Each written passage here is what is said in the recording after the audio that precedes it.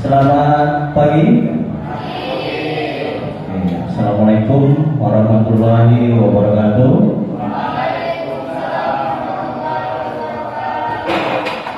Gimana kabarnya hari ini? Baik. Oke, sehat ya? Mungkin ada beberapa sebagian yang mungkin dalam keadaan sakit. Tadi ada yang minta izin ya sama bapak nanti ya. Kemudian untuk sebelum kita mulai pelajaran, saya pengen melihat kerapian kalian dulu ya. Kelasnya sudah disapu ya. Kemudian apa ini peralatan segala macamnya harus disiapkan untuk sekolah ya. Oke. Untuk hari ini saya akan mengecek kalian ya.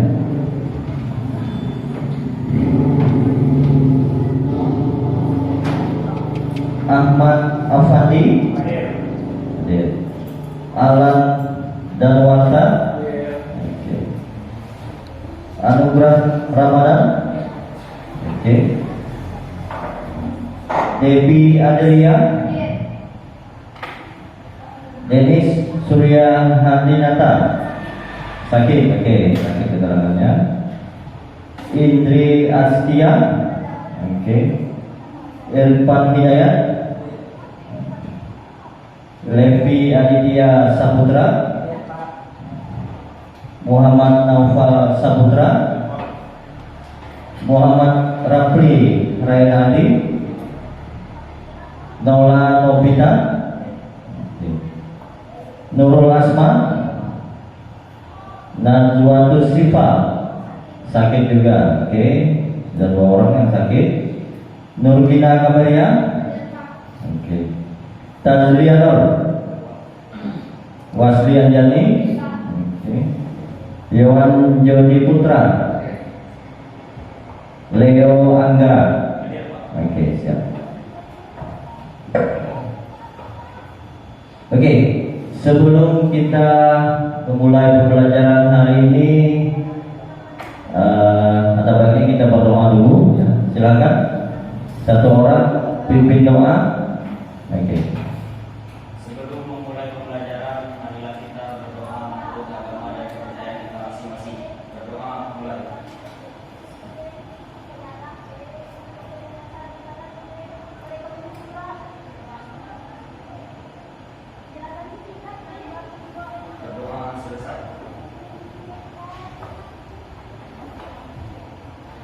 Terima kasih. Hari ini hari Jumat ya. Hari Jumat di mana jadwal kita belajar mata pelajaran biologi ya. Saya pengen kalian tetap semangat ya. Tetap semangat untuk belajar di kelas setiap hari. Jangan lupa kalian punya cita-cita ya. Jangan mengabaikan yang namanya ilmu. Jadi kita harus giat belajar menuntut ilmu ya. Sebelum masuk ke materi, di sini ada yang pengen kita bahas adalah tentang virus ya. Kemudian ciri-ciri, struktur dan replikasi virus. Jadi pada pertemuan sebelumnya sudah kita pelajari yaitu bab 1. Sekarang di bab 2. Nah, sebelum kita mulai pelajaran, mungkin beberapa sekitar 3 tahun yang lalu, kita itu belajar secara daring, ya kan? Secara daring artinya proses pembelajaran itu berjalan melalui via gimmick maupun via job atau penugasan di di WA group segala macam ya. Itu selama 3 tahun sebelumnya, kalau nggak salah itu sekitar tahun 2020 ya, 2020 terakhir. 2021 kita sudah turun secara tatap muka. Nah, dari hal tersebut ya, apa yang menyebabkan kita itu tadi belajar daring? Karena apa? Ada virus COVID-19 ya. Atau disebabkan oleh apa itu? Virus corona. Oke, virus corona ya. Jadi pada masa itu adalah ada virus COVID-19 ya, yang disebabkan oleh corona ya. Nah, itu. Kemudian kenapa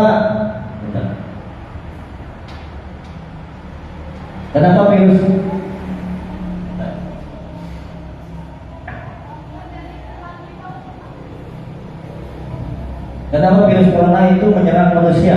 Kita kan tahu awalnya dia menyerang hewan atau binatang ya, akhirnya bisa menjangkit ke manusia ya, pada prosesnya. Kenapa dia virus corona tersebut menyerang manusia? Kenapa? Pengen untuk memperbanyak diri, oke, untuk bereproduksi, oke, ya, untuk memperbanyak diri, untuk bereproduksi, benar, ya. Kita tahu mereka yang namanya suatu penyebaran suatu virus, ya, pasti harus yang namanya bereproduksi atau memperbanyak diri, ya, oke.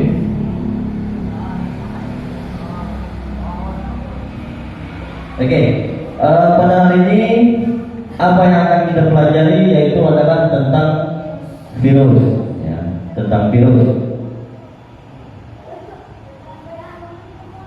Tentang virus, ya. Sini ada beda konsepnya, ya. Yang pertama ada struktur, bentuk dan ukuran virus, kemudian perkembangbiakan virus, peranan virus. Jadi kita di beda konsepnya itu ada di dua bagian yang di atas. Ya, ada struktur, bentuk dan ukuran virus, kemudian perkembangbiakan virus atau reproduksi virus. Adapun kompetensi dasar ya, dalam pembelajaran virus yaitu pada 3.4 menganalisis struktur, replikasi dan peran virus dalam kehidupan. Tujuan pembelajaran kita hari ini ya, melalui kegiatan pembelajaran problem based learning ya, dengan metode diskusi, presentasi, dan tanya jawab, peserta didik mampu, ya, artinya kalian mampu yang pertama mengidentifikasi ciri dan karakter virus, itu yang pertama.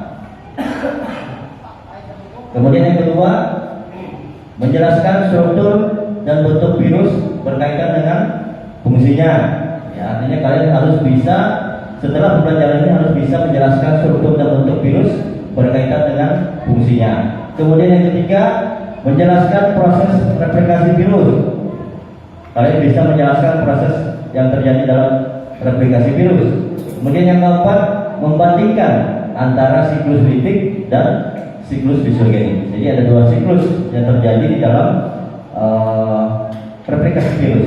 Ya. Kemudian yang kelima, yang terakhir, mengembangkan kompetensi berpikir kritis, ya, bersikap aktif, berkomunikasi, dan bekerja sama.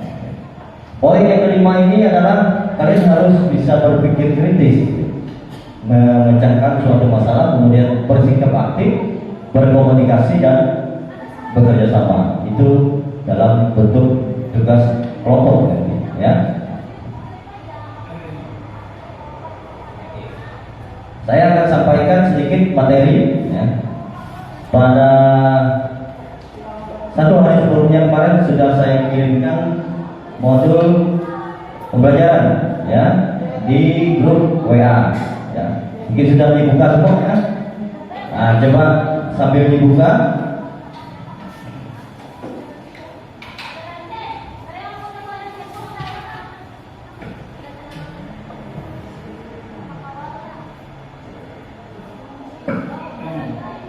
Oke, sudah dibuka. Oke. Yang pertama, sejarah penemuan virus. Virus ditemukan pertama kali oleh Adolf Bayer pada tahun 1883. Itu kalian masih belum lahir. Saya juga masih belum lahir. Ya. Di sini, ketika sedang meneliti penyebab penyakit mosaik pada tanaman tembakau, ya, Bayer menduga bahwa penyakit mosaik tersebut disebabkan oleh bakteri yang lebih kecil dari biasanya, yang tidak dapat diamati dengan mikroskop biasa. Nah, di sini ada sejarah penemuan virus. Ya. Ada 3 orang. Yang pertama ada Dmitri Ivanovsky yang pada 1892 ya, melakukan percobaan yang berkesimpulan bahwa penyakit tersebut disebabkan oleh bakteri patogenik sangat kecil yang dapat melewati saringan. Kemudian yang kedua Martinus Beijering ya, pada 1897 membuktikan bahwa agen penginfeksi tersebut dapat berkembang biak dan ia menyebutnya sebagai virus lolos saring. Kemudian ada yang ketiga Wendell Stanley yang pada tahun 1935 berhasil mengkristalkan partikel penginfeksi tanaman tembakau tersebut yang kemudian dikenal dengan nama tobacco mosaic virus atau disingkat dengan TMV. Nah, di sini ada ciri-ciri virus, ya, ciri-ciri tubuh virus. Ya. Pada sistem klasifikasi makhluk hidup, virus tidak dimasukkan ke dalam kingdom manapun. Hal tersebut karena virus memiliki ciri yang unik, ya, antara sifat benda mati dan benda hidup.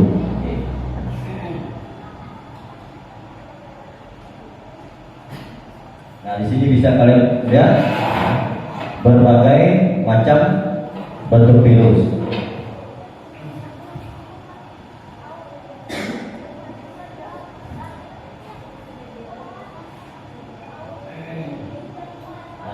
Jadi di sini ada struktur tubuh virus. Ya. Virus bisa disebut materi benda mati, bisa juga disebut makhluk hidup. Ya. Itu ada penjelasan kalau bagaimana dia termasuk dalam materi benda mati, kemudian bagaimana dia disebut sebagai makhluk hidup. Ya.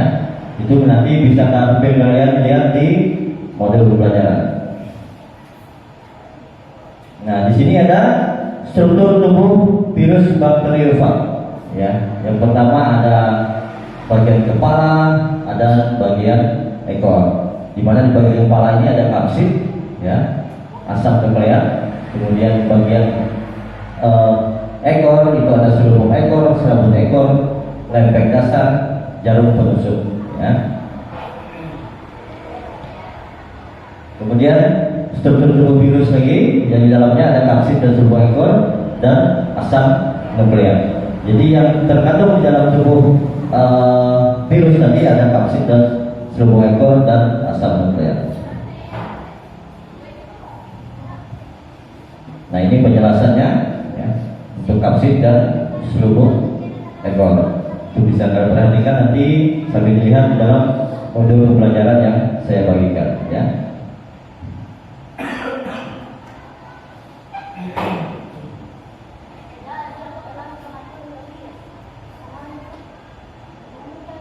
Nah, cara hidup dan cara reproduksi virus, ya. Ini cara hidupnya. Cara virus hanya dapat hidup di dalam sel hidup organisme tertentu sehingga disebut parasit intraseluler obligat. Cara penularan virus dari suatu sel inang ke sel inang lainnya, ya. Yang pertama ada penularan virus secara langsung, dapat terjadi melalui udara, air, darah, lendir dan media lain. Kemudian penularan virus secara tidak langsung terjadi melalui perantara vektor. Oke.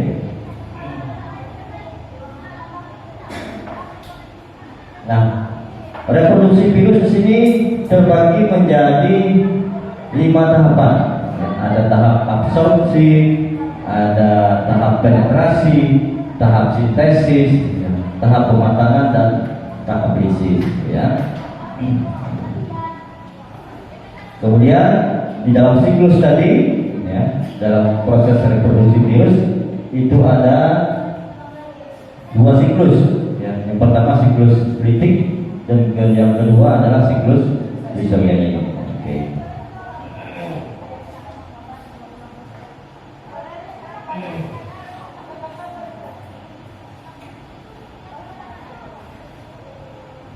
Oke. Berikut kita akan nonton video tentang virus replikasi virus. Perhatikan ya.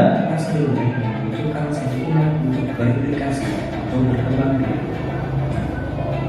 Setidaknya terdapat 2 mekanisme replikasi virus yang telah diketahui, yaitu siklus litik dan lysogenik.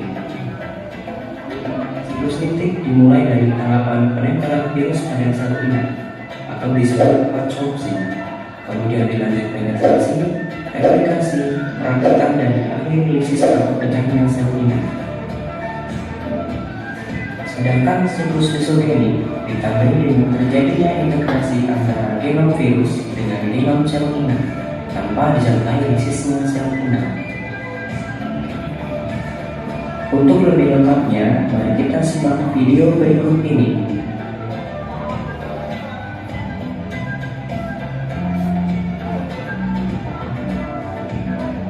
Tahap pertama dalam siklus litik bakteriofag T4 atau disebut juga faga dalam menginfeksi bakteri E. coli adalah tahap penempelan atau disebut juga tahap absorpsi. Serabut ekor yang berada pada ujung ekor faga menempel pada reseptor spesifik di permukaan dinding sel bakteri. Tahap kedua adalah penetrasi, di mana enzim lysozik yang berada di ujung serabut ekor akan mendegradasi sebagian kecil dinding sel bakteri dan membentuk suatu lubang pada dinding sel.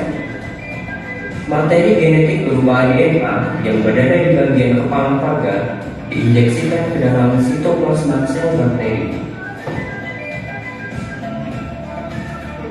Tahap ketiga adalah replikasi, yang diawali dengan DNA faga ditranskrip oleh enzim polimerase bakteri menjadi mRNA dan kemudian ditranslasi untuk membentuk bagian tubuh virus yang berupa protein faga.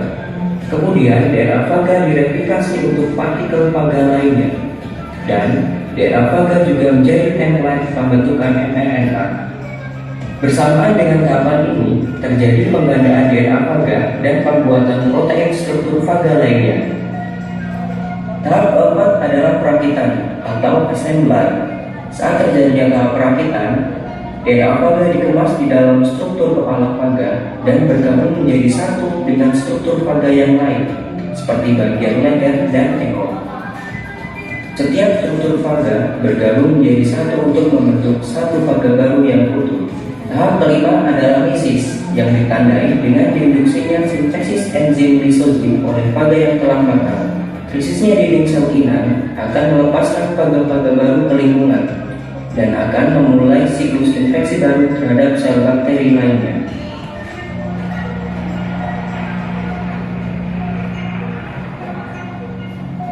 Sedangkan pada siklus lysogenik, DNA faga yang telah diinjeksikan ke dalam sitoplasma bakteri tidak ditranskripsi atau ditranslasi. DNA faga akan berintegrasi dengan genom bakteri dan membentuk struktur yang disebut profaga. Profaga akan tereplikasi bersamaan dengan terjadinya pembelahan sel bakteri, sehingga masing-masing bakteri akan membawa profaga di dalam sitoplasmanya.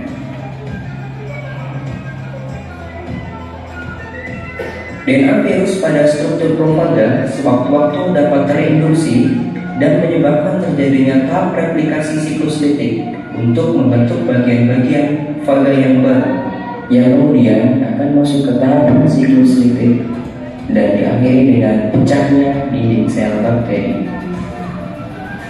Demikian perbedaan antara siklus litik dan siklus lisogenik dari virus papillomavirus.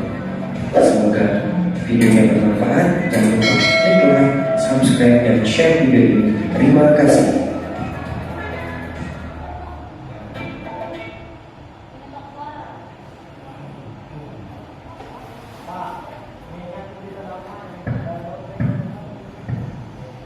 Oke, tadi sudah kita lihat ya dari video tadi penjelasan secara khusus ya, proses replikasi virus, di mana kita tahu tadi ada siklus yang secara litik dan siklus lisogenik ya. Nah, di situ muncul suatu pertanyaan. Yang pertama, apa itu virus? Ya, mungkin sudah bisa kalian pahami ya setelah melihat video pembelajaran tadi. Apa itu virus? Ya, coba si Wasri, apa virus?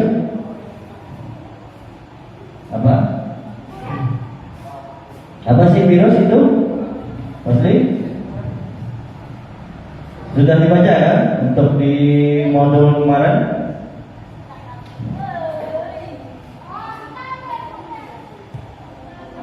Apa? Virus adalah organisme mikroskopik super kecil yang terbesar di berbagai penjuru dunia dan cenderung bersifat plastik. Oke ya, itu merupakan virus. Apa itu virus tadi? Ya, pengertian dari virus.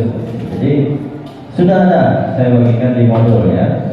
Kemudian ada dua mekanisme replikasi virus. Ya. Levi apa Levi? Dua mekanisme replikasi virus.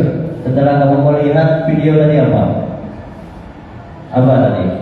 Siklus apa tadi? Levi? Hah?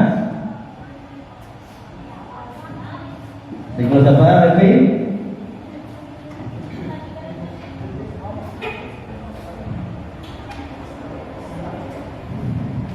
Apa? Ayo, ada yang bisa? Hah? Askia apa? Oke, siklus litik dan siklus lisogenik. Gimana tadi Levi, kemana tadi? Padahal tadi sudah dijelaskan di video ya.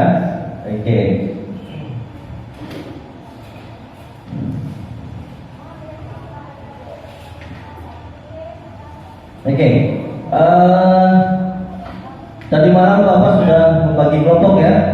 Jadi kalian sudah terbagi menjadi 4 kelompok ya. Jadi nanti ada yang 5 orang, ada yang 4 orang ya. Dan kemudian ini sudah duduknya sudah berkelompok ya. Oke, bagus. Jadi di sini ada KPD. Oke. Silakan perwakilan satu-satu ke depan ngambil KPD-nya.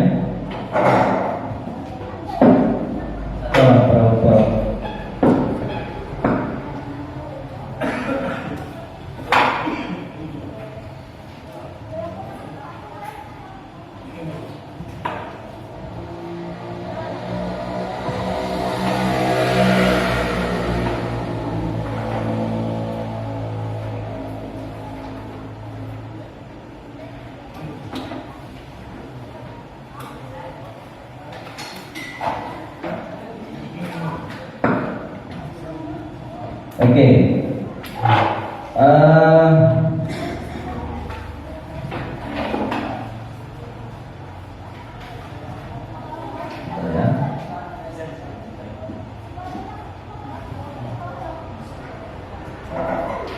Oke, coba sekarang kalian buka, ya, buka KPD-nya. Ya. Di situ ada petunjuk pengerjaan LKPD, ya. Ini yang pertama, ya, nanti setiap kelompok akan mendapatkan satu gambar tentang replikasi virus, ya, dengan daun litik dan daun isogenik. Di sini ada gambar dalamnya nanti. Silahkan kalian amati, silahkan kalian diskusikan ya sesama kelompok kalian ya, tentang daur litik dan daur lisogenik. Kemudian yang kedua, amati tiap gambar dari tahap replikasi virus. Ya, dari dua tahapan tadi amati, ya diskusikan. Kemudian berikan keterangan tiap gambar yang diamati dengan menuliskan pada tabel yang tersedia. Nah, di dalam KPD itu sudah tersedia tabel. Silahkan kalian diskusikan dan isi sesuai dengan hasil diskusi kalian. Ya. Kemudian setiap kelompok memilih satu anggota kelompok untuk mempresentasikan hasil diskusi di kelas. Jadi setelah selesai nanti mengerjakan, ya kalian tinggal saya Bapak akan minta mungkin satu atau dua orang perwakilan per kelompok untuk mempresentasikan hasil diskusinya, ya. Oke. Jangan lupa ditulis nama kelompok dan anggota kelompoknya, ya. Oke, silakan dikerjakan, ya.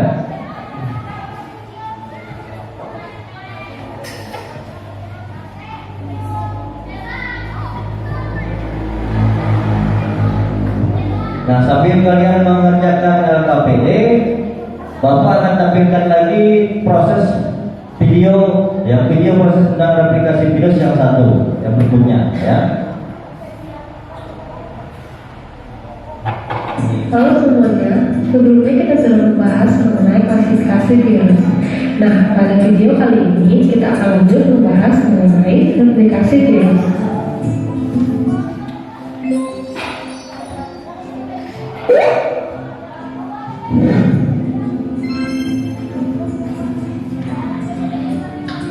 Virus mampu mereproduksi. Virus berkembang biak dengan cara replikasi atau membanyakan diri di dalam sel inang. Secara umum, replikasi virus terdiri dari 5 tahap, yaitu tahap absorpsi, yaitu penempelan virus pada sel inang; tahap penetrasi, yaitu masuknya materi genetik virus pada sel inang; tahap sintesis, yaitu tahap pembentukan; tahap perakitan; dan tahap litik, yaitu pemecahan sel inang. Siklus replikasi virus dibedakan menjadi 2, yaitu siklus litik dan siklus lisogenik. Pertama, kita akan membahas siklus litik. Siklus litik merupakan cara reproduksi virus yang disertai dengan matinya sel inang setelah terbentuk tanaman virus baru. Siklus litik terjadi apabila pertahanan sel inang lemah dibandingkan daya infeksi virus. Siklus litik terjadi dalam 5 tahapan sebagai berikut. Tahap pertama adalah tahap absorpsi. Kita mencontoh virus bakteri T4 dan bakteri Escherichia coli sebagai sel inangnya. Pada tahap absorpsi ini, virus menempel pada bagian reseptor sel inang dengan menggunakan seluruh ekornya. Tahap kedua adalah tahap penetrasi. Pada tahap ini, seluruh ekor berkontraksi untuk membuat lubang yang menembus dinding dan membran sel inang. Kemudian, virus memasukkan materi genetik virus melalui lubang pada dinding dan membran sel inang. Sel inang akan dipenuhi oleh DNA virus dan kapsid virus menjadi kosong. Tahap ketiga adalah tahap sintesis. Tahap ini merupakan tahapan pembentukan komponen virus berupa materi genetik dan protein. DNA sel inang dihancurkan menggunakan enzim tertentu, kemudian DNA virus digandakan. Setelah itu, terjadi pembentukan protein penyusun kapsid, rakitan ekor, dan lizozim. Lizozim ini merupakan enzim yang dibutuhkan pada tahap lisis. Tahap keempat adalah tahap perakitan. Pada tahap ini terjadi perakitan partikel virus yang lengkap membentuk glial baru dengan menggunakan asam nukleat dan protein. Dan tahap terakhir adalah tahap lisis. Tahap lisis merupakan tahap pemecahan dinding sel inang dengan menggunakan enzim lizozim yang berfungsi merusak dinding sel bakteri. Lizozim pada ekor virus merusak sel inang, di mana sel inang menjadi lemah dan berlubang. Cairan sel di luar sel bakteri masuk ke dalam sel bakteri sehingga sel bakteri menggembung dan pecah. Sel bakteri itu mati, partikel virus baru keluar dan menginfeksi sel bakteri lain. Virus yang mampu bereproduksi secara litik ini disebut virus virulen. Selanjutnya kita akan membahas siklus lisogenik. Siklus disogenik merupakan cara reproduksi virus yang tidak melibatkan proses penghancuran atau kematian sel inang. Siklus disogenik terjadi apabila sel inang memiliki pertahanan yang lebih baik dibandingkan dengan daya infeksi virus, sehingga sel inang tidak langsung pecah dan bahkan dapat bereproduksi secara normal atau membelah. Contoh virus dalam siklus ini adalah Pak lambda. Siklus disogenik terjadi dalam 4 tahapan, yaitu tahapan pertama yaitu absorpsi, dan tahapan yang kedua adalah penetrasi. Tahapan absorpsi dan penetrasi pada siklus disogenik sama dengan siklus litik. Tahap ketiga adalah penggabungan atau integrasi. DNA virus yang telah masuk ke dalam sel bakteri dihubungkan pada bagian tertentu dari materi genetik sel bakteri sehingga terbentuk profag. Dalam kondisi profag, materi genetik virus dipertahankan bermain atau diam serta tidak diterjemahkan sehingga sel inang tidak sadar kalau materi genetiknya telah disisipi materi genetik virus. Tahap keempat adalah tahap multiplikasi sel inang. Pada tahap ini, sel bakteri akan menggandakan materi genetiknya melalui pembelahan sel sehingga materi genetik virus ikut tergandakan. Dengan kata lain, setiap sel anak bakteri terdapat profag. Dalam kondisi tertentu, sel inang yang mengandung profag ini dapat melemah akibat berbagai faktor.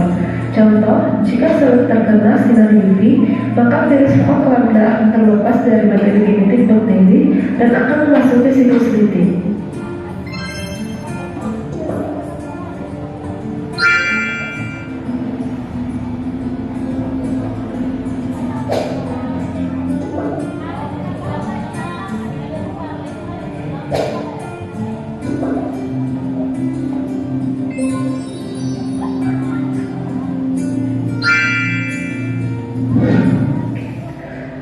Oke guys, sampai di sini dulu ya pembahasan kita mengenai replikasi virus.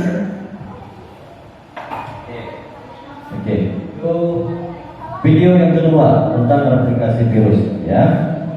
Oke, ada kesulitan? Silakan kalian tuangkan hasil diskusi kalian ya. Bagaimana itu virus, siklusnya seperti apa? Silakan didiskusikan ya. Kemudian silakan kalian tuangkan ke dalam LKPD ya, lembar kerja peserta didik ya. Oke. Ada kesulitan silakan ditanyakan ya.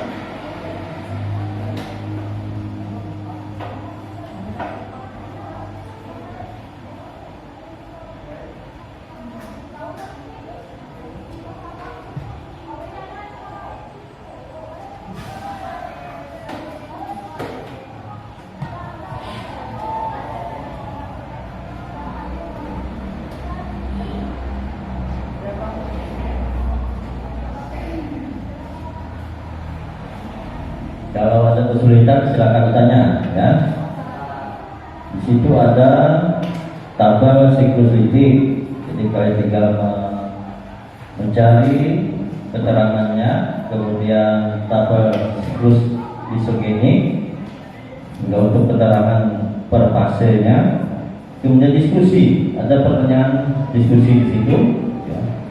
Silakan kalian diskusikan dengan teman kalian dari 2 pertanyaan, kemudian buatlah kesimpulan dari apa yang kalian kerjakan tadi, ya.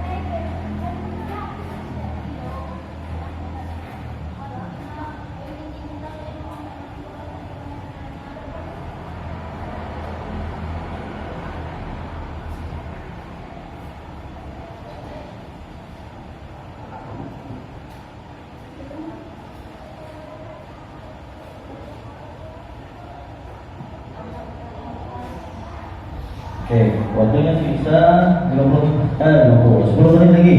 Ya. 10 menit lagi.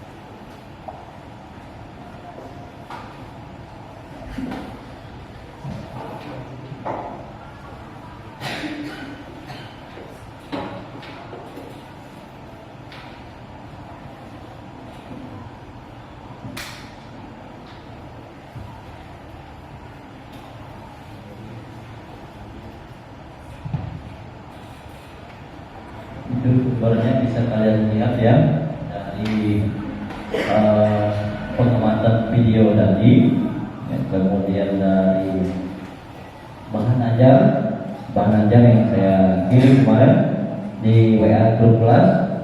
Kemudian bisa juga diambil dari internet, browsing, dari Google, atau dari sumber-sumber yang lain. Jadi supaya ketemu nanti kesimpulan dari apa yang kalian bahas di situ, ya. Jangan hanya berpatokan dari satu sumber saja. Jadi kalian tinggal bandingkan yang mana, ya. Ambil kesimpulan dari beberapa perbandingan tadi.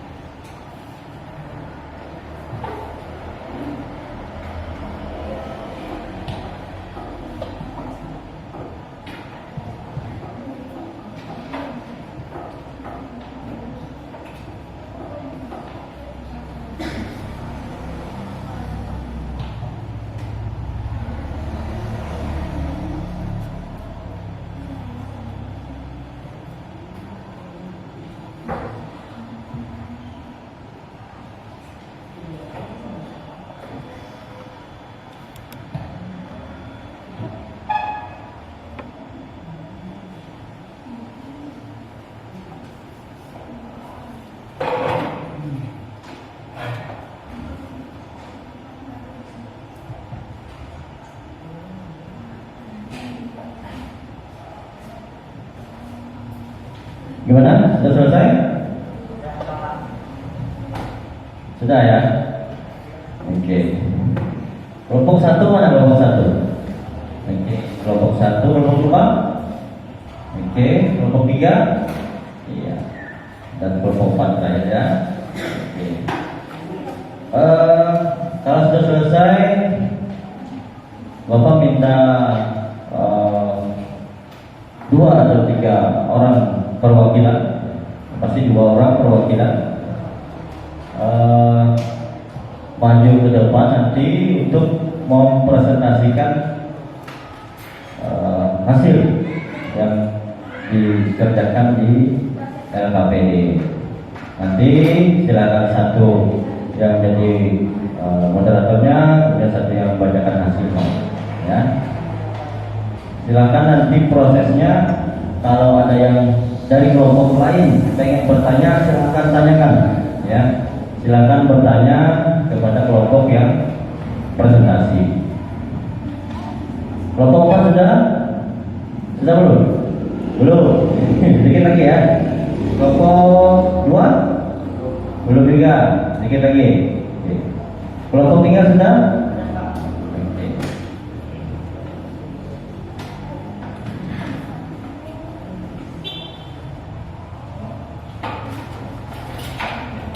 Oke. Bapak minta yang pertama dari kelompok 3 dulu. Ya, silakan maju ke depan. Satu atau dua orang, silakan. Dua orang. Oke.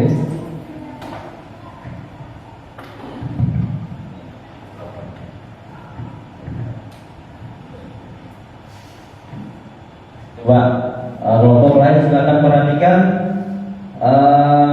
kelompok 3 yang akan mempresentasikan hasil diskusi mereka. Ya, kami persilakan untuk kelompok 3. Assalamualaikum warahmatullahi wabarakatuh. Izin kakak sekalian memperkenalkan diri. Perkenalkan, nama saya Beden Jasa Putra dari kelompok 3 yang beranggota saya sendiri, Nurul Asma, Ahmad Abadi, Nurgina Kamelia. Saya di sini akan mempresentasikan hasil diskusi kelompok kami. Tabel siklus litik fast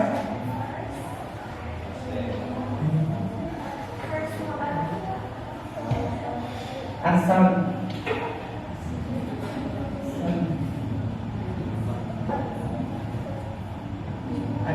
yang pertama absorpsi, keterangan virus menempel pada bakteri dan mengeluarkan enzim lizozim atau enzim penghancur untuk membuat lubang pada sel inang. Yang kedua ada penetrasi, keterangan melalui lubang yang terbentuk virus memasukkan DNA ke dalam sel dipermudahkan oleh suatu enzim lizozim yang dibawa oleh ekor baik yang mencernakan dinding sel. Penetrasi tercapai bila serabut ekor virus melekat pada sel dan ekor terikat pada erat pada dinding sel. Yang ketiga ada replikasi, keterangan DNA virus menghancurkan DNA bakteri dan mengambil alih bakteri. DNA virus reproduksi sendiri berulang kali membentuk DNA virus. Selanjutnya DNA virus mensintesis bagian-bagian tubuh virus yang lain. Yang keempat ada perakitan. Pada tahap ini terjadi perakitan bagian-bagian tubuh virus sehingga terbentuk tubuh virus secara utuh. Yang kelima ada lisis. Pada tahap ini virus-virus mengalami pematangan dan keluar dari sel inang.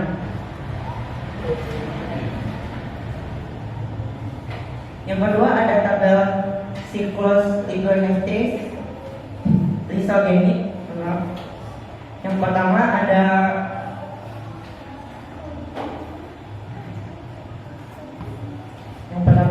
absorpsi, virus menempel pada tubuh bakteri dan mengeluarkan enzim penghancur untuk membuat lubang di sel inangnya.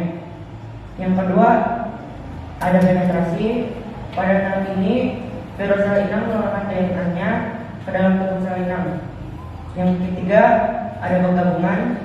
Pada tahap ini terjadi penghisapan DNA virus dan kromosom bakteri sehingga terbentuk gabungan DNA virus dan DNA bakteri membentuk DNA rekombinan virus. Virus yang disebut adalah prophage. Yang keempat ada pembalahan sel inang. Pada tahap ini bakteri yang sudah mengandung prophage membelah dan masing-masing sel akan mengandung prophage. Yang kelima ada sintesis. karena suatu hal, misalnya radiasi atau pengaruh zat kimia tertentu tiba-tiba provok menjadi aktif dan mengambil alih, kemudian memunculkan DNA bakteri. Selanjutnya DNA virus mengadakan sintesis untuk membentuk bagian virus yang baru. Yang keenam, praktikan. Pada tahap ini terjadi praktikan bagian-bagian tubuh virus hingga yang ketujuh ada lisis. Pada tahap ini virus-virus mengalami pemetanan dan keluar dari sel inang. Seterusnya ada diskusi. Mengapa virus hanya dapat melakukan replikasi di dalam sel inang? Jawabannya, virus memperbanyak diri dengan cara menyuntikkan materi genetik DNA atau RNA ke dalam sel target. Materi genetik virus itu akan diterjemahkan oleh sel target untuk menghasilkan bagian-bagian tubuh virus baru. Proses penerjemahan materi genetik hanya dapat dilakukan oleh sel-sel yang masih hidup, sedangkan sel mati tidak mampu melakukan proses tersebut. Pertanyaan kedua, kenapa virus mengalami siklus lisogenik? Jawaban, pada saat imun, kekebalan tubuh dan target inangnya masih dalam keadaan kuat. Lanjut kesimpulan. Untuk berkembang biak, virus memerlukan lingkungan sel yang hidup. Oleh karena itu dapat menyerang berbagai sel hidup seperti manusia, tumbuhan, hewan, dan bakteri. Reproduksi virus dapat melalui dua siklus, yaitu siklus litik dan siklus lisogenik. Hanya itu yang bisa saya sampaikan. Ada pertanyaan? Oke, silakan dari kelompok lain kalau ada pertanyaan. Dari kelompok 4 ada pertanyaan? Gimana? Kelompok 2? Ada pertanyaan kelompok 2? Hah? Enggak ada? Ada apa? Ya, silakan. Kenapa virus hanya dapat melakukan replikasi di dalam sel inang? Mengapa virus hanya dapat melakukan replikasi dalam sel inang? Oke, coba ditanggapi untuk dari kelompok 3. Maaf, mungkin saya tidak bisa menjawab pertanyaan yang kakak berikan. Saya akan melempar pertanyaan yang kakak berikan. Ada yang bisa bantu jawab? Karena pertanyaannya, kenapa virus bisa bereproduksi di dalam sel inang ya? Iya. Ayo, ada dari kelompok 1 bisa bantu jawab? Ya, silakan.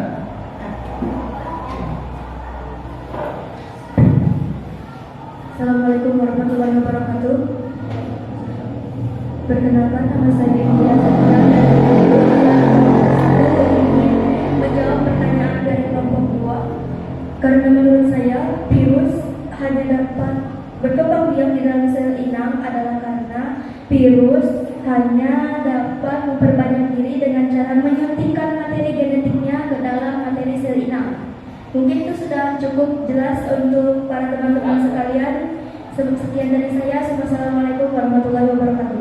Waalaikumsalam. Gimana kelompok 2? Cukup jelas jawabannya. Oke. Ya, pertanyaan yang bagus. Ya. Ada lagi pertanyaan untuk kelompok 3? Ya. Gimana? Kelompok 4 ada pertanyaan lagi? Oke, semuanya sepakat dengan yang mereka presentasikan? Sepakat? Oke, terima kasih untuk kelompok 3. Beri tepuk tangan dulu untuk kelompok 3. Saya persilakan, silakan duduk kembali. Saya sendiri, wassalamualaikum warahmatullahi wabarakatuh. Waalaikumsalam.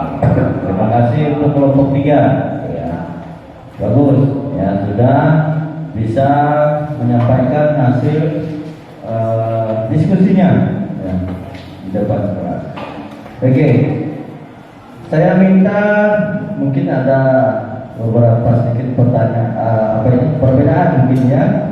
Mungkin dari kelompok 1 sudah. Oke, silahkan kita persilakan untuk presentasi ke depan.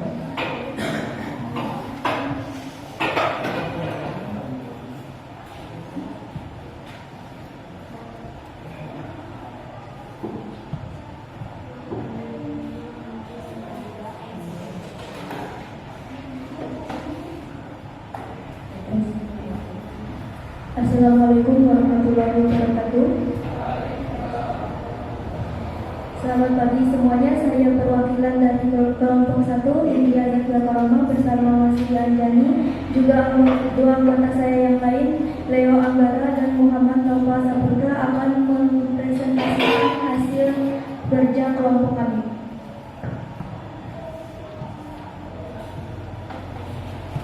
Yang pertama mengenai tabel pengamatan.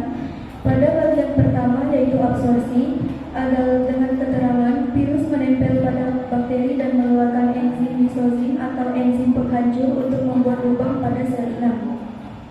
Yang kedua, pada bagian penetrasi, melalui lubang yang terbentuk, virus akan memasukkan DNA-nya ke dalam sel inang. Dipermudah oleh suatu enzim lisozim yang dibawa oleh ekor yang menandung sel. Penetrasi tercapai bila serabut ekor ke dalam sel melalui dinding sel.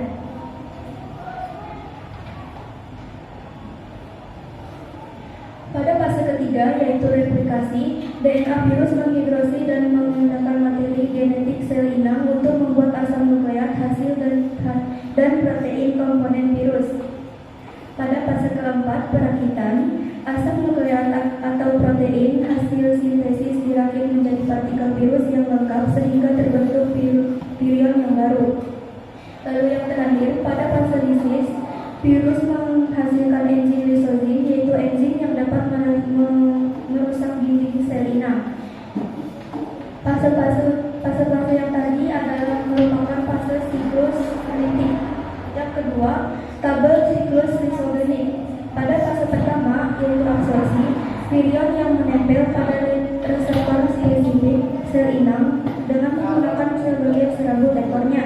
Pada fase kedua, yaitu penetrasi, virus menginjeksikan genetiknya ke dalam sel inang sehingga kapsid virus menjadi kosong atau mati.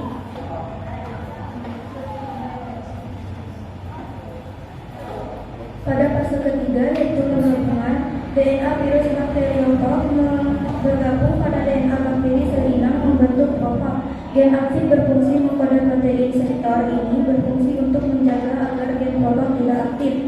Lalu pada fase selanjutnya yaitu pembelahan sel inang atau bakteri. Jika sel inang membelah, setiap anaknya akan mewarisi profag. Lalu profag aktif akan keluar dari kromosom sehingga DNA bakteri hancur. Pada tahap ini terjadi perakitan bagian-bagian tubuh virus sehingga terbentuk tubuh virus secara utuh. Yang terakhir yaitu lisis. Pada tahap ini virion akan mengalami pengatangan dan keluar dalam sel inang.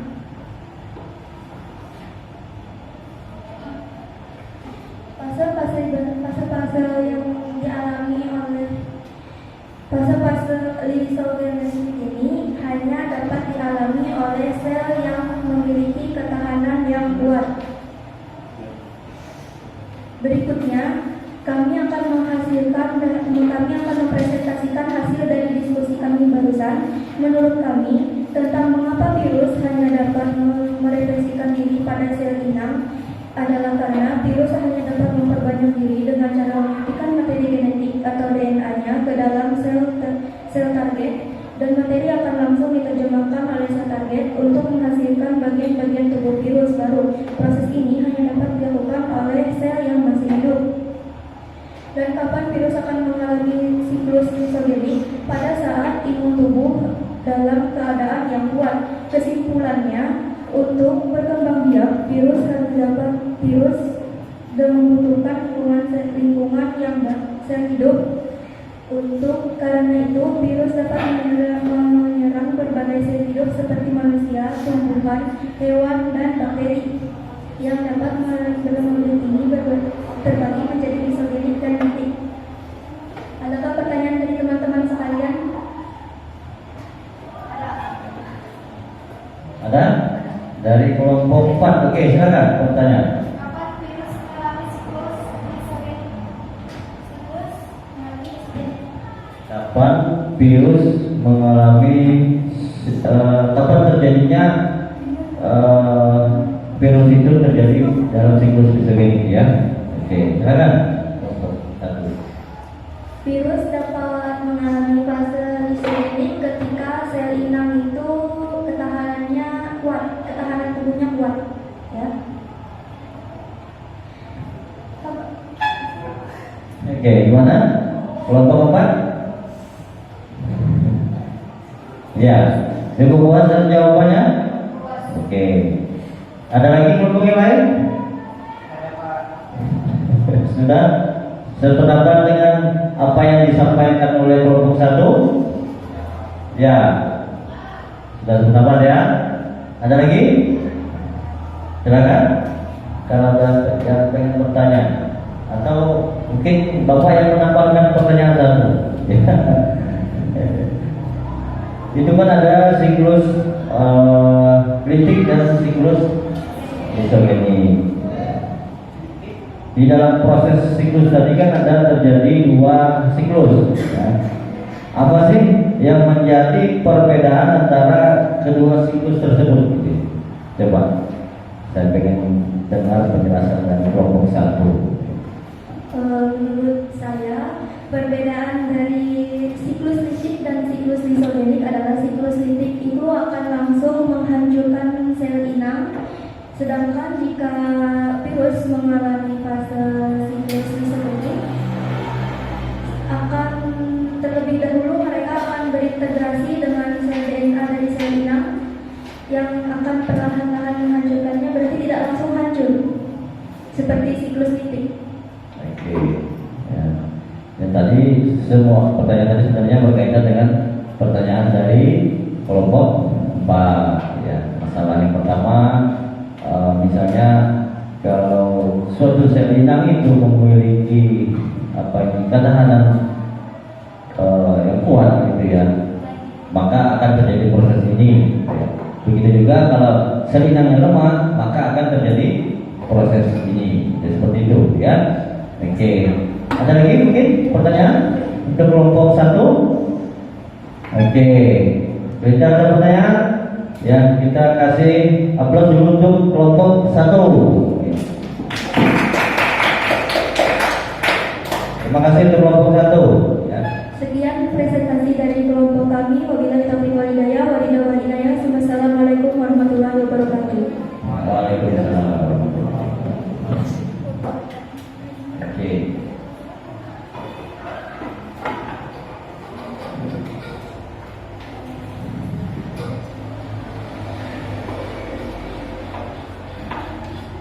Oke.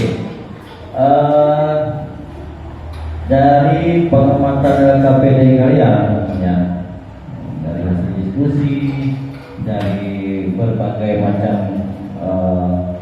literatur sumbernya, ya, dari modul ajar yang saya bagikan, kemudian dari buku paket, ya, dari internet, ya, dan lain-lain. Ya. Jadi kalian harus lebih jeli dalam melihat materi. Ya. Ambillah dari sumber yang banyak, ya. Nanti bisa kita tarik kesimpulan yang mana yang memang menurut kalian sesuai. Ya. Artinya dibandingkan dari beberapa referensi. Oke.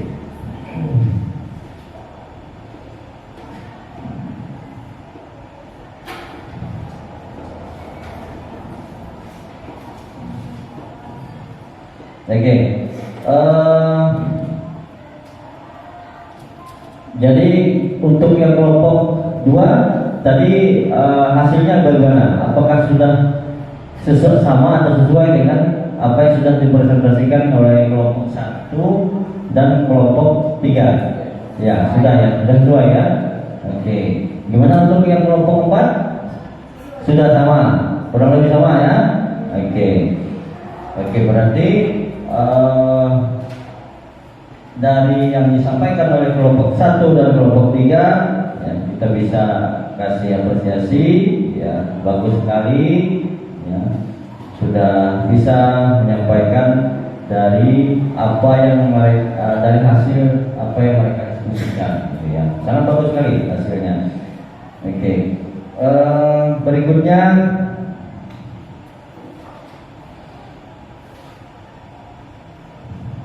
silakan kalau sudah selesai dikumpulkan LKPD-nya ke depan.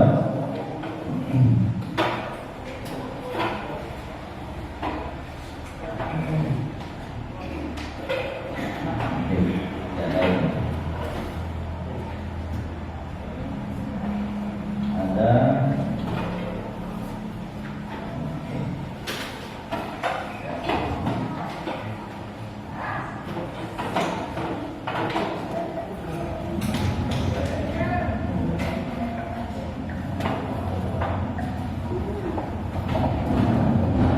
Oke, dari pembelajaran yang kita pelajari hari ini, ya, mulai dari isi materi, kemudian dari LKPD, hasil diskusi, gitu ya, hasil diskusi kalian, kita bisa menarik kesimpulan, ya, menarik kesimpulan dari apa yang kita pelajari hari ini. Coba saya minta satu orang yang bisa menarik satu kesimpulan dari pembelajaran kita hari ini. Silakan. Di situ dari tampilan layar di sini ada virus, ada struktur virus, ciri-ciri virus dan replikasi virus. Secara umum, coba si Askia, yang ambil tarik kesimpulan secara umumnya seperti apa? Mau saya minta pendapatnya. Secara umum, virus ini merupakan salah satu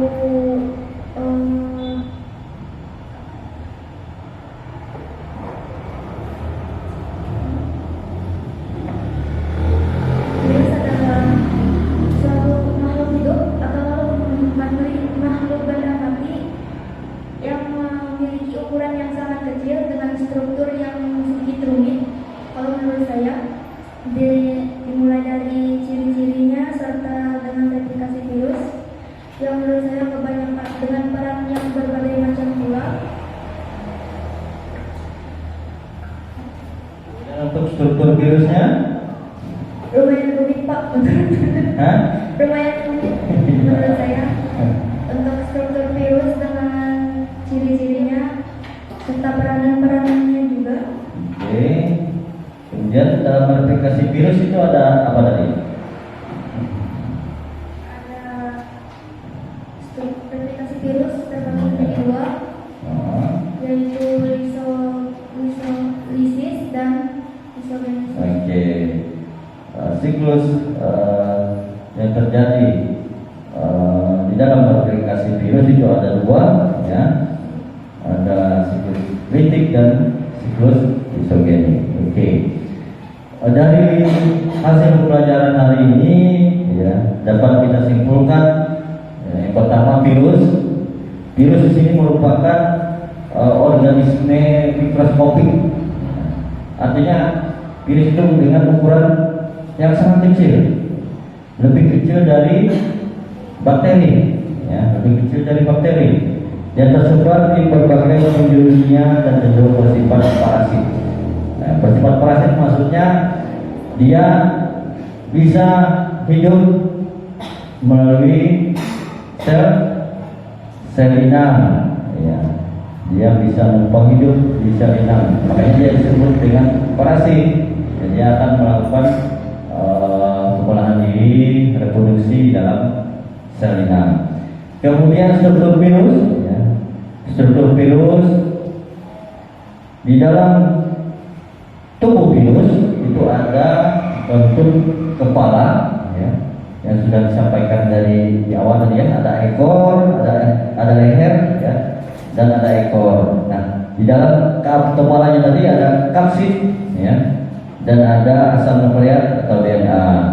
kemudian ada serabut ekor, ada jarum penusuk, ya, itu yang terdapat di dalam ekor. Kemudian ciri-ciri virus, ya. Apa yang menjadi virus?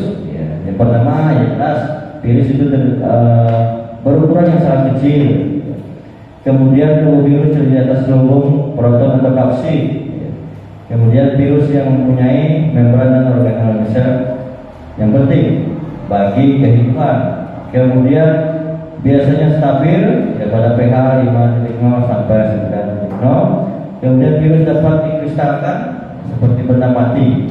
Mana kita tahu virus tadi kan dia bisa disebut dengan benda mati atau bisa disebut dengan makhluk hidup, tergantung dari peak faktornya. Ya, faktornya seperti apa? Ya, tadi sudah kita sampaikan di wawancara di depan. Kemudian replikasi virus. Replikasi virus kan tadi sudah kita bahas dan kita kalian diskusikan juga di dalam BKPD. Itu ada 2 siklus, ya, ada siklus litik dan ada siklus lisogenik. Ya. Bagaimana dia bisa terjadi proses siklus litik, gitu ya? Tadi ini. Kemudian bagaimana suatu virus itu terjadi siklus lisogenik. Ya. Oke. Di sini ada replikasi, refleksi, ya. Saya minta coba satu orang maju ke depan, satu orang maju ke depan, ya.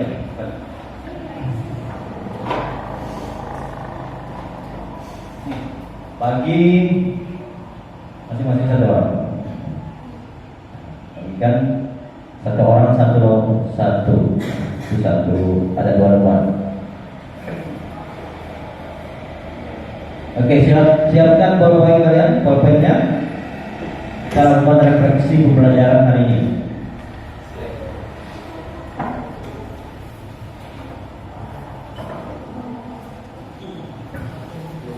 Oke, silahkan tuliskan atau jawab dari berapa.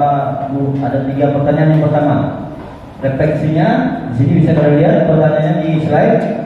Apa yang kalian pelajari hari ini? Ya. Kemudian yang kedua, apa yang paling kalian sukai pada pembelajaran hari ini? Kemudian yang ketiga, apa yang kalian belum pahami dari pembelajaran hari ini? Oke, Bapak kasih waktu 3 menit. Ayo, tulis di lembar yang sudah saya kasih, sudah saya bagikan. Ya, tulis namanya, sini, isiannya, sini, ya. Oke, silakan. Bapak kasih waktu 3 menit, ya. Yang pertama, apa yang kalian pelajari hari ini? Apa yang kita pelajari hari ini, ya. Kemudian yang kedua, apa yang kalian sukai pada pembelajaran hari ini?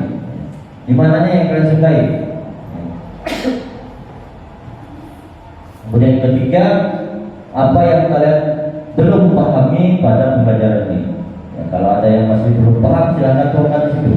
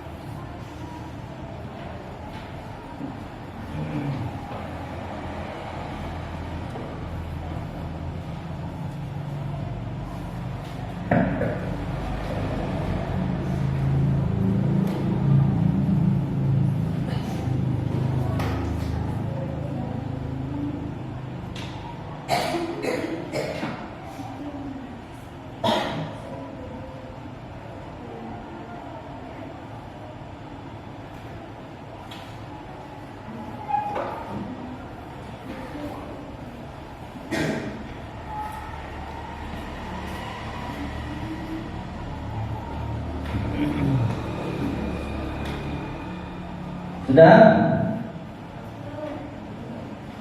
Cobaannya.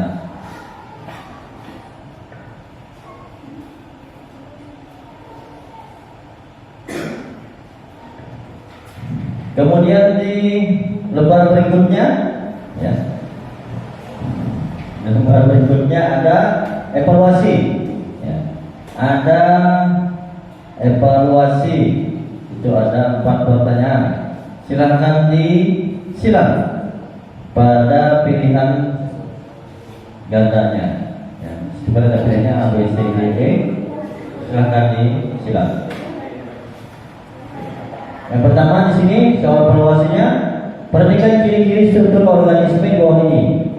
Satu, ultra mikroskopis, kemudian berkembang biak pada sel hidup, sel bersifat prokaryotik, kemudian memiliki materi gen RNA dan DNA, dan memiliki sitoplasma.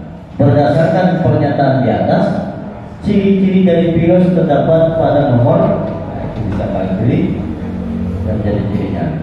Oke, silakan dijawab. Bapak kasih waktu 4 menit. Satu soal cukup ya, 1 menit ya. Jadi Bapak kasih 4 menit.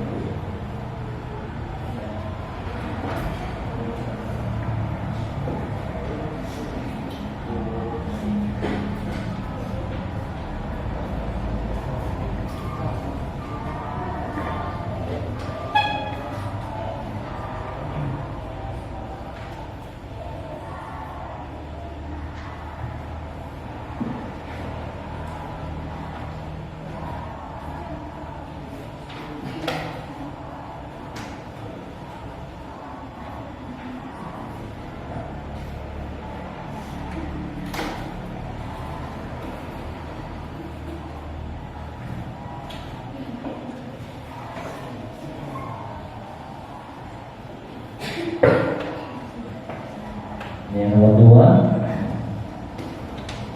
kalian bisa lihat di soalnya di lembaran ya.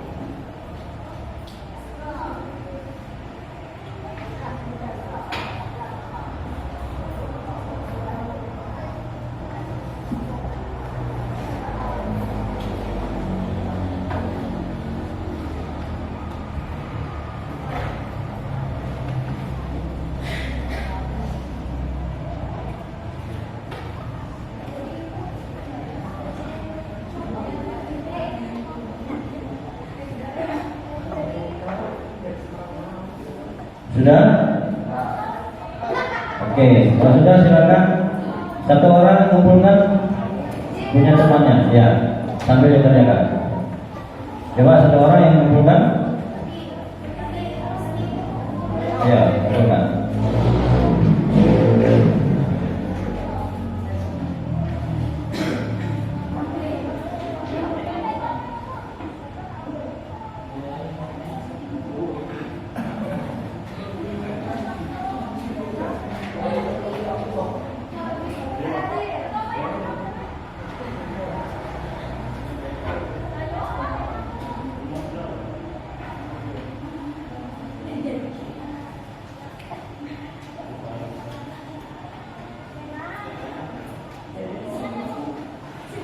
Terima kasih, sudah semua ya?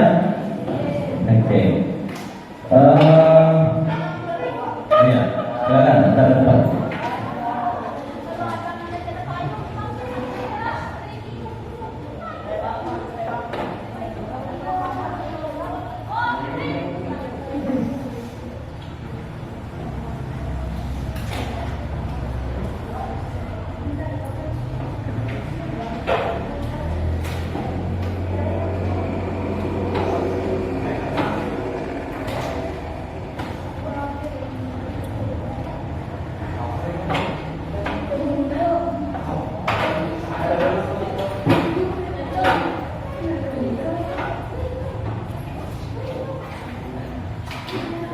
sudah semua? Oke. Untuk hari ini saya ucapkan terima kasih ya atas perhatiannya. Jangan lupa di rumah belajar lagi ya. Apa yang kita sampaikan, apa yang kita dapatkan hari ini bisa dipelajari lagi di rumah. Oke. Untuk akhiri ya kegiatan pembelajaran kita hari ini, saya minta satu orang untuk memimpin doa. Saya persilakan ya sama Askia. Oke.